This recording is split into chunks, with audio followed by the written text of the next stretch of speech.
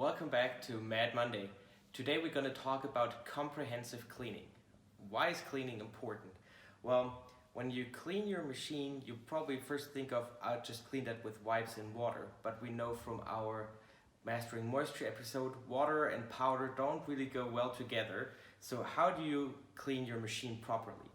Well, one thing you can do is you simply use some wipes and isopropanol, and preferably lint-free wipes to clean surfaces that are contaminated with powder, and the isopropanol will help attract the powder to the wipes.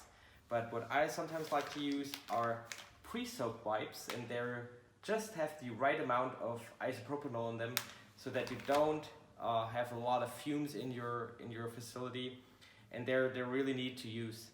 So I hope this was helpful today, and I'm looking forward to see you next week. Stay tuned.